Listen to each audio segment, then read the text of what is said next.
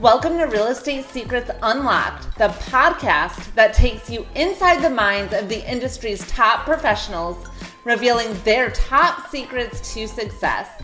I'm your host, Danielle Damianov. Whether you're a seasoned pro or just starting out, get ready to learn the latest trends, strategies, and secrets that will help you succeed. Join us as we go beyond the basics and explore what it takes to make it in the world of real estate. So buckle up and get ready for a wild ride. This is Real Estate Secrets Unlocked. Hey everybody, it's Danielle Damianov with Real Estate Secrets Unlocked, and I am here today with Rob Cressy, a good friend. We've become good friends recently. He is a world-class growth coach, and he's amazing. So I'm really excited to have him on here today because we all know in the world of sales or business how important mindset is, and taking care of yourself, taking care of your body in order to grow and scale. And Rob does all of that, and he helps people grow and not just in business but in life. So thank you so much for being on here today. I appreciate it. Thank you for having me. I'm super excited to be getting down with you. Yes, it's going to be fun. So talk to me a little bit about, or why don't you tell everybody a little bit about what you do? So as you mentioned, I'm a world-class growth coach, and I help people optimize their time, energy, and well-being to become their ideal self in business and in life for the long term. And in the world of being a business leader or entrepreneurship, I believe in holistic success, where you're filling up all of the buckets of your life.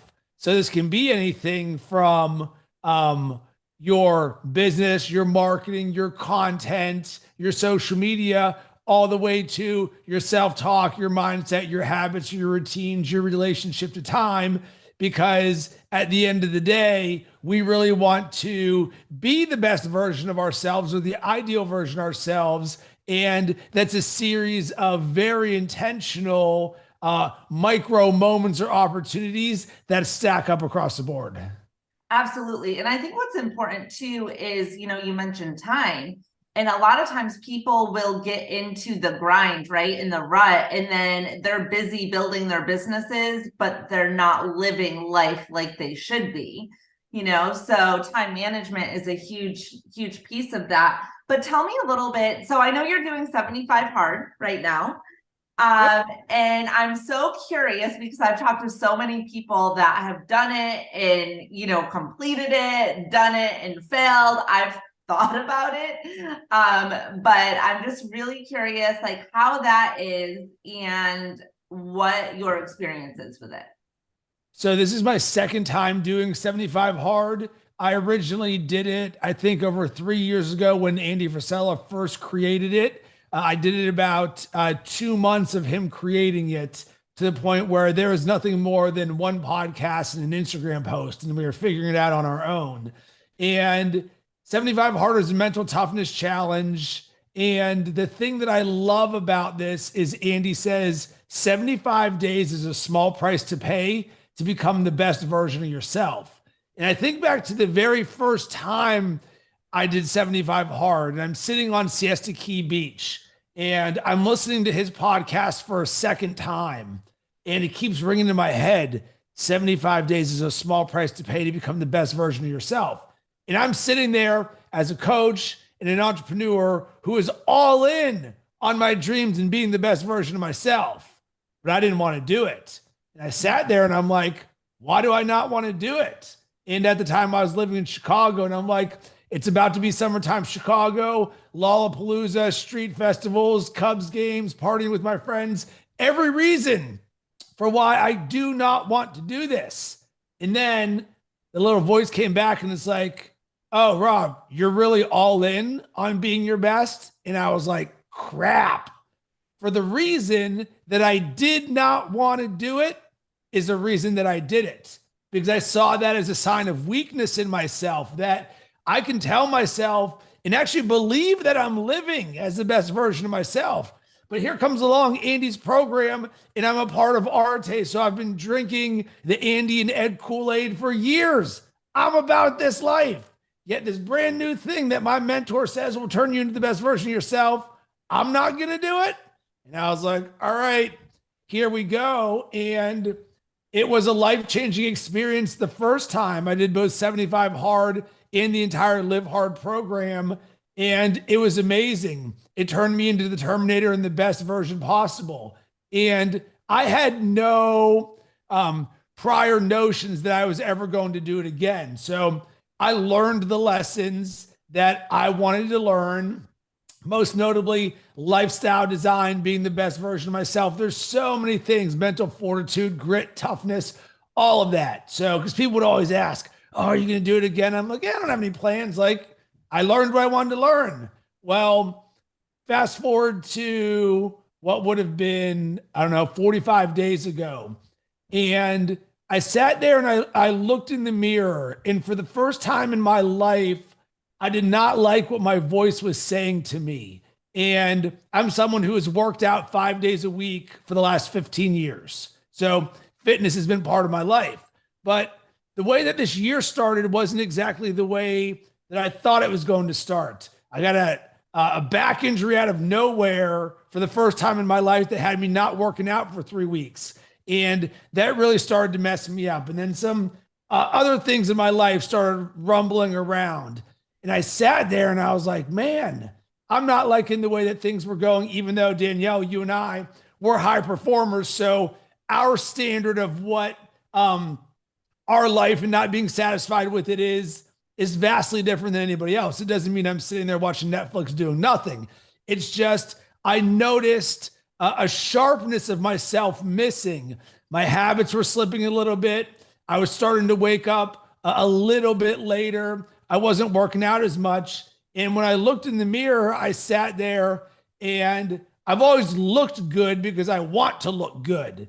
But then I looked and I'm like, do I still look good, or am I just telling myself that I'm looking good and I'm almost distorting my reality? Well, that thought process had never actually entered my mind before, which set out a big trigger for me. And I was like, yo, what's up with this going on in my head right now? So I'm walking the dog and the thought pops into my head. And it's like, Rob, what about doing 75 hard? And I was like, oh my God, I don't want to do this. I was like, I know how big of a commitment this is. 75 days of drinking a gallon of water, working out twice a day, 45 minutes inside, 45 minutes outside, following a diet with no cheat meals and no alcohol, 10 pages of a book, a progress picture. And as I started thinking about it more, I was like, all of the goals that I set for 2023 to be the best year of my life, all of them will happen if I do 75 hard. It is guaranteed. I've already seen the results of this program doing this once. I know this will turn me into the best version of myself and completely change the rest of my year and likely the rest of my life. So I was like, all right, I'm going to give it a day. I'm going to see if I still feel this way tomorrow. If I do, I'll get the approval from my wife, because we, at this point, now have a 17-month-old child. So for all of the people who make the excuse, I don't have enough time, I have so much going on.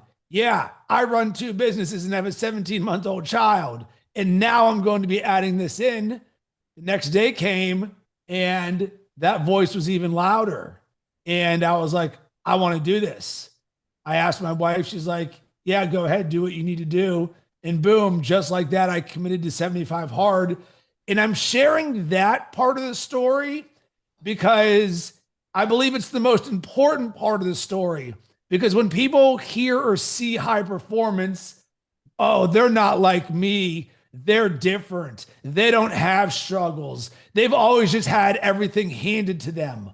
On the flip side, this could not be further from the truth, because what we as high performers are great at is shrinking our dispersion of how long we allow something negative or the slippery slope downward for negative momentum to stay with us. I noticed that self-talk, boom. I was like, whoa, let's chop this off immediately. And then I started 75 hard, and it was the best decision. I'm 42 days in right now, and I've never felt better. That is awesome. And one of the things you just said, I think with high performers too, I mean, I have people would look at me and think, oh, she, whatever. I have a million and one other problems going on, but nobody ever really knows, right? No one knows about my problems because I don't play victim. And so that's a big thing is not playing victim and saying, you know what, I'm going through something right now like you did. And you just added even more hard onto your hard, right? Like, Right. some people might be like, oh, my life is going like crazy right now. And then they start going in the opposite direction, which is staying up late or drinking or whatever, right? And you turned that around and said, I'm now going to go do 75 hard. My life, even people that have not many issues in their life don't even want to do 75 hard. So to put that on top of hardness has to be crazy. And I think with kids, like I remember when my kids were little, they're 14 and 15 now, so they're so much older. But when they were little, that in the mornings, I was up at 5:30 and I loved throwing my son in the stroller and taking a walk outside in the dark in the morning. And that was our time, like my time with him, So even though your son is 17 months, it's a great time to work out with him too, have that bonding, right? Yeah, he works out with me on my outdoor workouts that I create the time around 4 o'clock every single day. And the great thing about all of this is that this is about a one-of-one journey and a one-of-one standard. That if you fall into the trap of believing the story that my life is crazy and I can't do anything, or this is the best version of myself right now, or anything that's other than that, then that is a self-limiting belief. Because part of the reason of doing 75 hard again is because there's more potential inside of me. Because I can wake up earlier, I can do more, I can be happier, I can radiate a better energy, I can create better self-talk, I can overcome obstacles and adversities even better than anybody else in the world. And that doesn't even matter because it's only all about me and how I show up for everybody else, including you, Danielle, and everybody listening or watching right now. Me doing 75 hard is having an impact on this podcast. And when you understand the ripple effects of what being committed to being the best version of yourself, not only every single day, but it's every single moment, because 75 hard creates this sharpness of thought.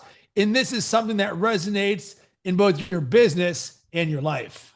Absolutely. I have to just say, when you said ripple effect, I was like, oh my gosh, because this morning, I always listen to, podcasts or stuff on YouTube or whatever when I'm getting ready.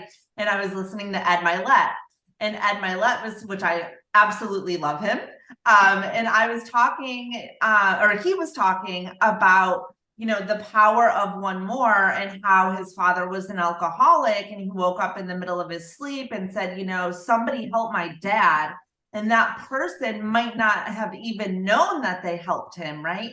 And I'll do posts on social media sometimes and people will say to me, oh, that post really resonated with me. So you don't know a lot of times the effect that you're having on other people by putting out that goodness or sharing your hardships or whatever with the world, because that does have an effect. And as Ed Milet said in that video, he called it the ripple effect. And he talked about sharing that video today with people because that will have a ripple effect on the world.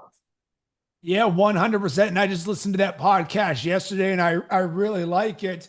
And remember this, there's a silent majority and a vocal minority. For anyone in content creation, whether it's podcast, video, social media, and you're like, no one's responding, no one's liking, no one's commenting.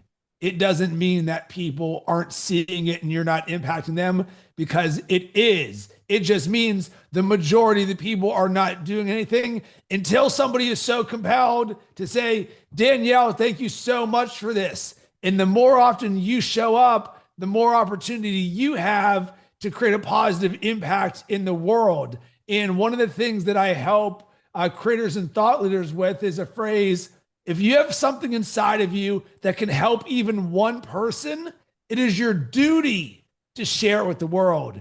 Everybody always thinks, oh, I need thousands and millions of people to see my stuff. No, impact one person. Right. And quite frankly, if you even move back one layer past that, what you create doesn't even matter if anybody sees it or it gets any results, because of what you creating it does for you in sharing that with the world. So I always like to give the analogy of a painter. A painter doesn't paint only to sell their paintings. Of course, they would love to sell their paintings, but if they only painted every time they were able to sell a painting, they would likely never paint. On the flip side, a painter picks up a brush and they go, man, I love painting, just the act of this. I'm in flow, the colors, the way that it speaks to my soul. And boom, you put that brush down and you're like, man, that hour was amazing. Great. That right there is the entire act of painting and creation. And if you can take the same mindset with what you share and create in the world, you will actually create the results, AKA the sales or the people responding back to you or the impact in the world, because that's where the energy comes from, is your own place of creation. Absolutely. And that kind of brings me to my next thing, which is social media, because I feel like a lot of times the people that are silent are the ones that are getting the most from it also, right? Like if you put something out there on social and people are not, because I read things sometimes and I'm like, oh my gosh, I'm like, that really hit with me or resonated with me. And sometimes you're in a state of thinking or pondering what that means that you don't actually go and respond, But coming back to social media content creation and things like that, let's talk a little bit about that. And you put a ton of content out there. So I want to ask you, where are you, or how are you putting a lot of that out there? Are you also editing all of your own stuff? I know a lot of people want to get into social media and do social media, but they're not consistent with it. And it's because they don't have a plan. So can you share, especially since you're so into time management and everything, how you go about your social media, putting the content out there and stuff like that? Of course. And what I'm about to share with you is expert level strategy and execution in the best way possible. And it's applicable to everybody. And to frame this, 12 years ago, I left my corporate digital advertising sales job to go all in at living my dreams of being a full-time creator and entrepreneur. So someone once said to me, Rob, if you ever hope to get paid to do what you love, you better be doing it already. At the time, I wanted to get paid to talk about sports for a living. So I sat there and I was like, all right, how does someone get paid to talk about sports for a living? And this is before podcasting and video and all this stuff was a thing. So I was like, well, you should probably create a podcast and learn how to be a host and then distribute that on social media and learn how to build a brand and create a community. So for me, the advantage that I have on everybody else is that my commitment to creating content is all in, because this is what I wanted to do for my entire life, because this is my dream, because I just wanted to talk about sports for a living. So I learned the skills of podcasting and hosting and being on camera. And I taught myself audio and video editing. And everything that you see me doing right now, I had no idea how to do 12 years ago. But day after day after day, growth mindset, I'm constantly learning to the point where I published thousands of articles, videos, and podcasts for my own brand. And eventually, as I grew as an entrepreneur and a creator, I ended up building out a content production company where we help thought leaders turn their ideas and knowledge into podcasts and videos and social content. So now comes the next level of all of this, that me as a CEO, I had to scale, or I got the opportunity to scale myself. I was for the longest time writing the scripts, recording the content, editing the content, publishing and scheduling the content. And it was a full-time job. Rob, how in the world do people find time to do all of this? Well, if you want to build a brand, this is part of the process. So number one, you either do it yourself, or number two, you hire someone to do it for you. There's no other ways about it, because number 3 is you don't do it. Right, exactly. So instead of like running through the loop of like, what are the options? Number 1, do you want to do it yourself? If you don't know how to do it, then you're going to learn it. Or number 2, work with a coach, someone like me who says, oh, I'm prolific at this. I can speed up your process and show you exactly what to do. And then number 3, you work with a production team where all you do is record the content, they chop it up and publish it and move on from there. And the key to all of this is process, because Andy Frisella and Ed Milet drilled this into my head. System scale, system scale, system scale. So if you want to create more social media content, whether it's audio or video, ask yourself, what is your social media strategy? And send me a document with your process. Well, Rob, I don't have all of that because it's just me and I don't need that. Wrong answer. System scale. And when I coach people on launching a podcast, philosophically, what I teach them is a thing called one perfect podcast. How have I published over 1,000 podcast episodes? Well, it's actually super simple. I've done the same process 1,000 times in a row. Do this, do this, do this, do this, boom, ship. This, ship. Most people don't create consistency because they don't know what to do. And one of my favorite quotes is, uncertainty leads to inaction. If you don't know what to do, you're most likely to not do something. And on the flip side, in action, I just have to say this real quick, it leads to confusion. And so I love that. But yes, on the flip side. Yes. On the flip side, when you have certainty and you know what you're doing, you're not thinking, you're executing. So it actually makes it faster. And this is probably the number one thing that people fail at, or is the opportunity to immediately level up. Danielle, why do people like you and I hire the best coaches in the world? The reason is because they can accelerate the rate in which we create the results that we want by giving us the blueprint for how to do those things. Right. The alternative is you can learn this on your own, but it's going to take longer and the quality isn't going to be as good. And the chances of you giving up or failing are significantly higher. Or you actually invest in yourself, in your brand.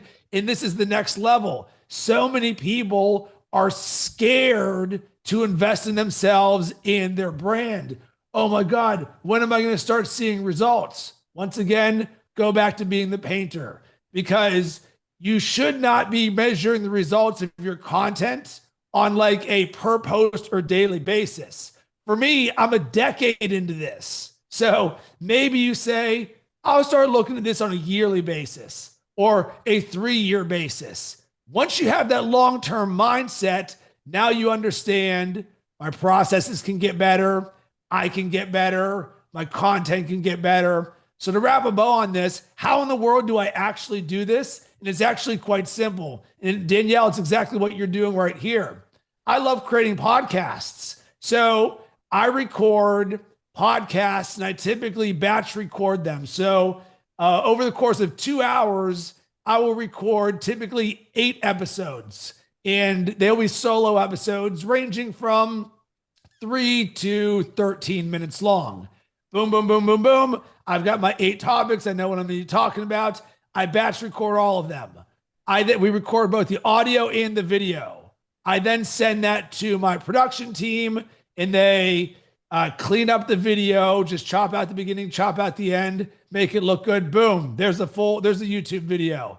They do the same for the audio, adding in my intro music and a call to action. Boom. There's the podcast. They then go through and they look for the magic moments, AKA the 30 to 60 second best nuggets that we can then share on social media. So over the course of 8 episodes, there's likely to be anywhere from 15 to 30 magic moments. Chop, chop, chop, chop, chop. All of a sudden, 2 hours of content creation has turned into over 50 pieces of content, of which they then schedule for my brand. And I have all of those assets, and I run that every single month, on top of bringing awesome people like you onto the podcast every now and then to have more in-depth conversations.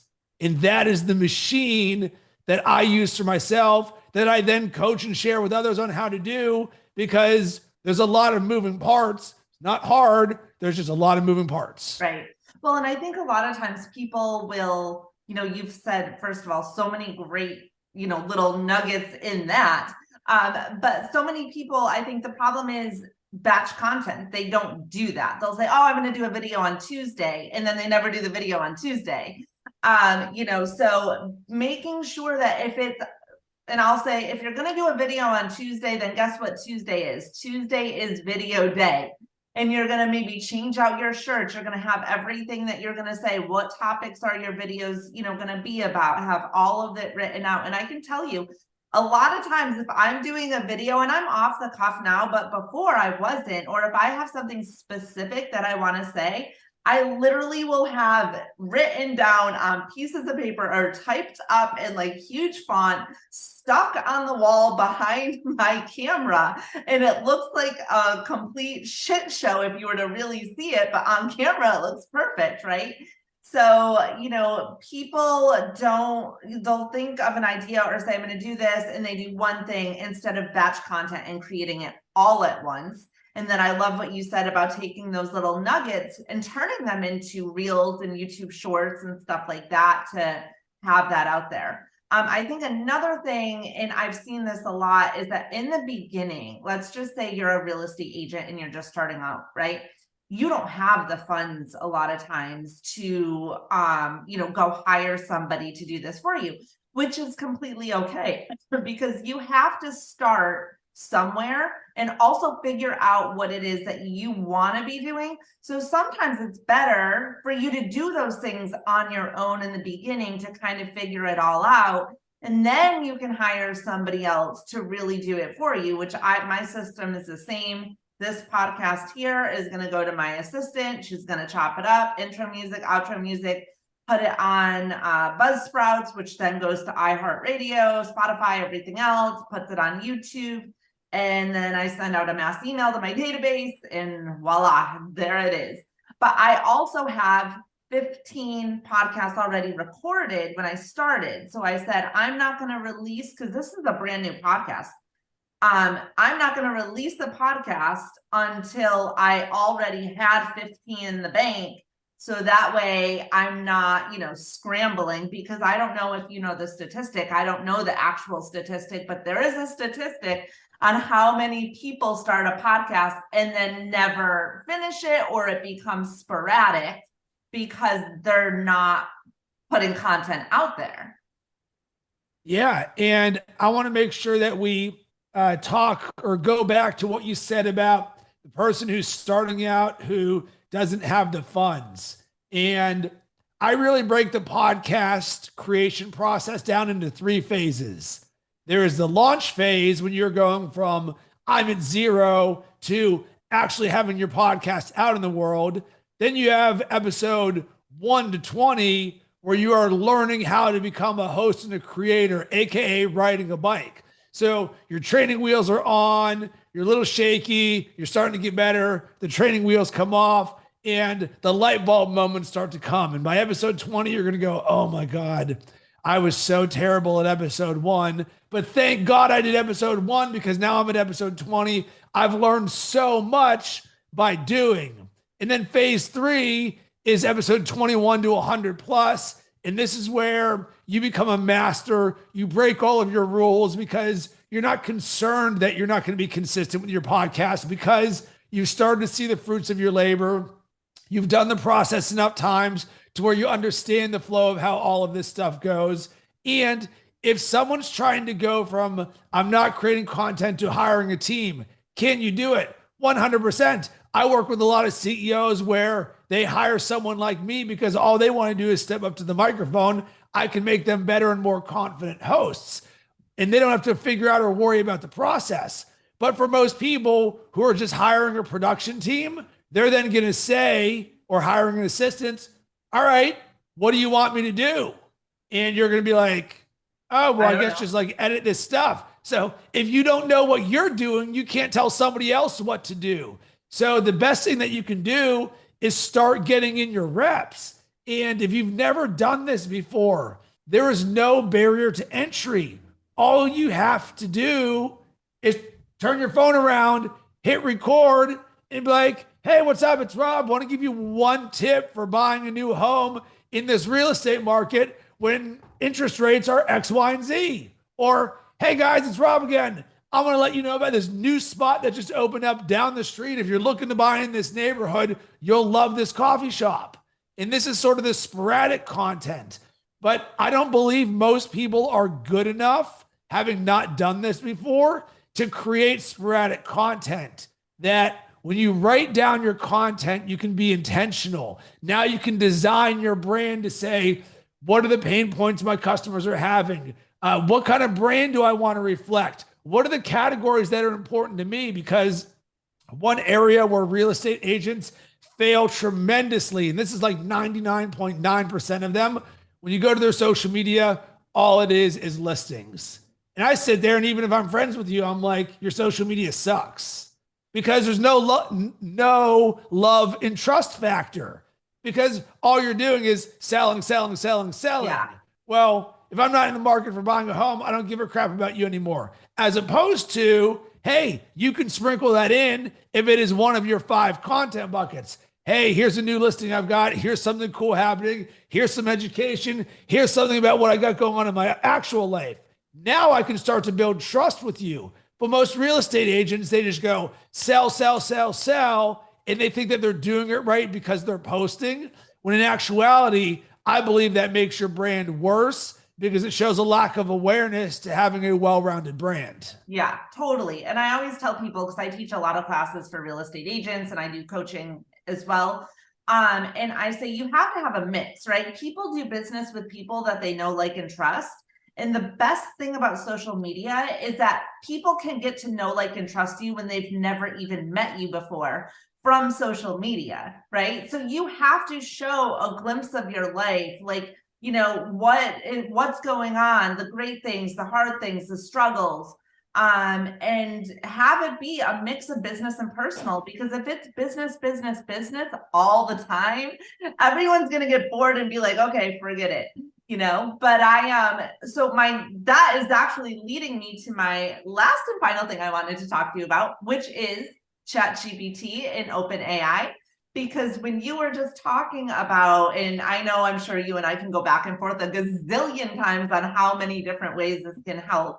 But you know, if people have writer's block or don't know what to say on a video, or even want to know what topics, what are the 5 hot topics, you know, that home buyers want to ask their real estate agent or whatever.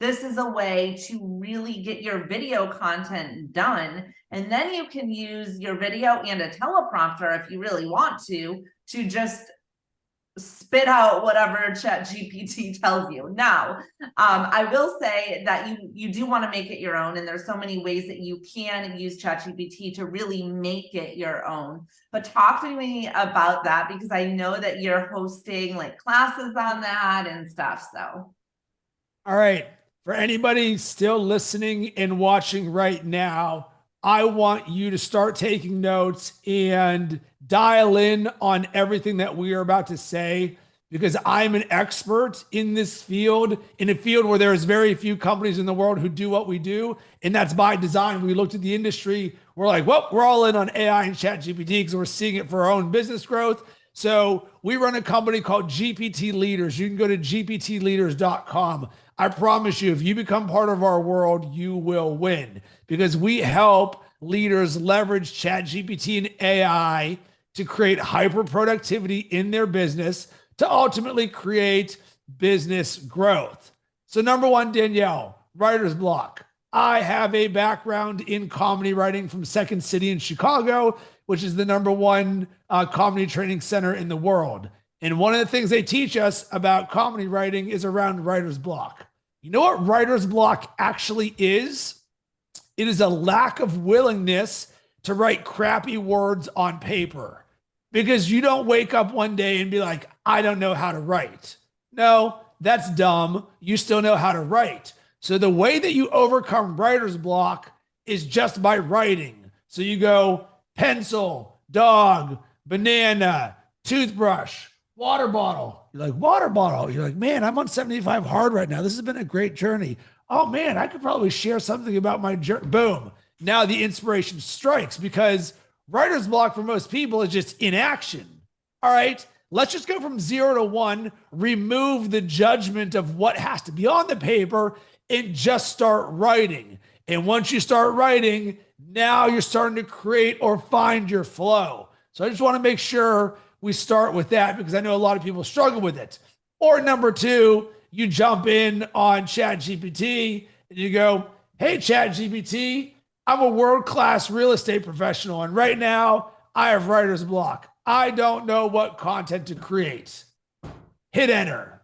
Just see what happens from there because ChatGPT can be a creative partner. Remember this, you are in the driver's seat, not ChatGPT. The better the questions you ask, the better the results that you get. Therefore, ask yourself, what are the questions I am not asking ChatGPT? Because that is where the gold is. But Danielle, I think there's a larger issue that we need to talk about. And it actually has nothing to do with ChatGPT. It has everything to do with the people becoming committed to using ChatGPT. Remember, ChatGPT and AI are just tools. It's no different than using Canva or something to post your listings or Hootsuite or Sprout Social. It is a tool to make you better at what you are already great at. But Rob and Danielle, I have so much going on in my life where I'm running a full business. I'm not hitting my numbers yet, or I'm crushing my numbers. I've got a family. I'm doing 75 hard. I have a podcast. Insert whatever self-limiting excuses you want to tell all of us about why your life is so busy that you don't have time to invest in learning and implementing something that is drastically changing the way that the world is going to operate from the next decade. And quite frankly, might be the biggest opportunity we have ever had in our entire life. Because when I used ChatGPT for the first time, I was like, I feel like I just used the internet for the first time. So much so that I'm already running a company with a full life. And I was like, congratulations, I'm starting a new company immediately. I became an expert in the space, got a partner, Zach Hughes, who's amazing. And we created a coaching and education company for people who want to leverage this. And what we are noticing is that, you know what the people who are investing in their ChatGPT education are not saying? Oh my God, I can't believe I spent this time on creating all this business growth for myself and all this power and all this stuff that I'm doing that's amazing. No, it is only the people who are not doing it that are saying it. They're telling us all the reasons for why they don't have the time to do it right now. I'll get to it later. The competitive advantage opportunity is right now. And I wanted to share this because getting you from 0 to 1 is so important. Start using ChatGPT. Start implementing it. Danielle, next week, I'm doing a talk to a real estate company somewhere else to 120 professionals. And what we're going to talk about is a phrase that I call the gap. The gap is if you're a new realtor, the distance between you and the top performers. ChatGPT and AI will help you get more done with less, faster. So you can close that gap on the competition. On the flip side, if you're an industry leader and you're sitting there at the top, you have the opportunity to open the gap, the distance between you and the rest of your competition, by doing more with less, faster. This is what the best in the world are doing. Yeah, I love it. I mean, I use it in so many different ways. And I'll give you an example. So I have a new company that I'm actually opening. I'm super excited about it. It's called, and I've had this idea for a while, and it's like, it's so crazy how like it's like the rabbit hole, right? You start going down one and then you get down another, and then it leads you to all these different things. And then finally you're just like, oh my God, it all came together. And I didn't intend for it to be this way. So anyways, it's a CRM. It's called Done by One. It's for real estate and mortgage professionals. It's going to help them tremendously in their business to be done by one every day so that they can go and live the life that was meant for them, and live a life by design. And so this CRM is really going to help, accomplish just that. All their sales and marketing, everything will be done by one for them. So anyways, I needed a new logo for this business. And so I went to ChatGPT and I said, I forgot exactly what I said, but let's just say like a marketing agency that sells CRMs for real estate and mortgage professionals. What would a good logo be for blah, blah, blah, blah, blah. And so it gave me examples of different logos and different symbols and different color schemes. And then I literally, for probably 15 minutes, had this whole long chat with GPT, me and GPT, and I was like, okay, I like number 3. Can you give me more examples? Because it gave me an infinity symbol, and then it gave me a bunch of symbols: lightning bolt, rocket, infinity symbol, a puzzle piece. And then I was trying to think of the puzzle piece, and I was like, this I love. I'm like, but I know there's a brand out there. So I'm like, ChatGPT, what are major brands with a puzzle piece? And it said autism. And I was like, oh yeah, that was autism. So I said, I like the puzzle piece. Can you give me other ideas similar to a puzzle piece that I can use and blah, blah, blah. And I asked for colors. So then what I did when I finally narrowed it down to 2 ideas, a symbol, which was a jigsaw puzzle and a puzzle piece, or I forget or an infinity sign, and the color scheme, I then just copied and pasted it into a Word doc. I went on to Fiverr. I created a job posting for a graphic designer to create a logo and give me options specifically like this, right? And so that is one way you can use ChatGPT, whether it's writer's block, how to write a video, what are the hot topics right now in real estate, how to, blog posting, anything like that. But you can also use it for your creative designs to help you think of ways like that. So that was just kind of like an not out of the box, but like a different way to use it, instead of just using it for like content creation. That's incredible that you did that. It is exactly what we do. We built our entire GPT Leaders company, which did not exist 2.5 months ago.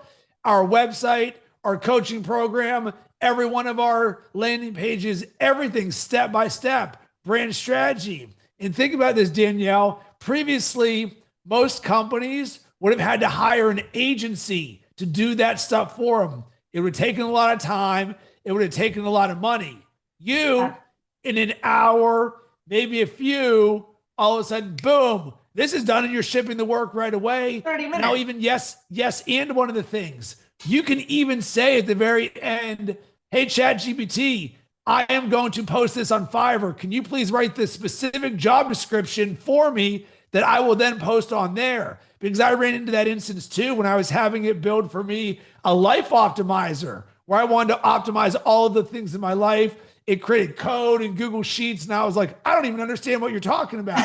Can you create the job posting for the person that tells them exactly what to do on the things that I don't understand? And it's like, sure, do, copy, paste, done. Yeah. So the thing that I want everyone to hear right now, more with less, faster. You can build a brand in an hour when it would previously take a month and several $1,000s. Exactly. Now you start to look at all the areas of your business, and this is why we talk about hyper productivity.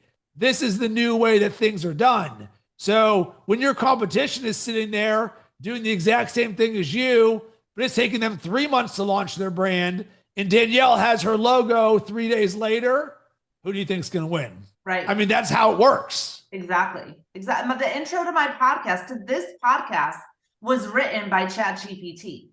So I literally went in and said, this is what the podcast is about. This is what I want people to hear. It wrote the intro and it wrote the outro, and I recorded it and done, So there are so many different ways you can use it, whether it's for business, whether it's for lifestyle, whether it's, I'm a 43-year-old woman that is looking to lose 10 pounds. And I don't eat red meat. Can you create a, 7-day meal plan for me? Boom, done, right? So there are so many ways that you can use it. gptleaders.com is the website. I want to thank you so much for being here with me. I really appreciate it. It was awesome. And let's wait and see what this logo design comes out to be, because I literally had ChatGPT give me the whole idea and send it to Fiverr. So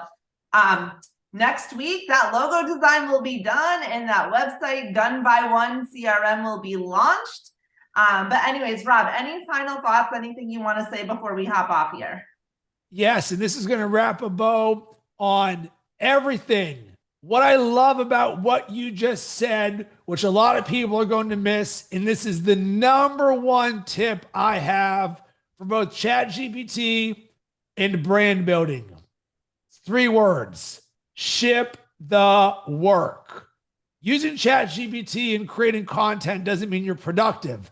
It is only when you create the business problem that you want to solve and you ship the work. Danielle says, I want a new brand. I want a logo. Create the logo for me. You ship the work. The same is true in everything. And at the end of the day, this is about action. 75 hard, brand building, ChatGPT. This is all about creating more. But the best way to do this is to do it with things that you love. You will create more potential in yourself when you come from a place of love and creation, because now you're excited. Now you're doing new things. New equals a new world to play in. So I believe in you. I love you. There are so many amazing things on the horizon for anyone listening and watching right now. If there's anything that I can do to help you out, please let me know. Rob Cressy, world-class business coach, gptleaders.com. And I am Danielle Damianov. Don't forget to like and subscribe to the YouTube channel if you're watching this on YouTube. And there's going to be a lot of fun stuff coming out. So thank you, everybody. This was awesome. Rob, you are amazing. I appreciate you being here. This was a lot of fun. And I hope everybody learned some tips from today. So make it a great day. Bye, everybody.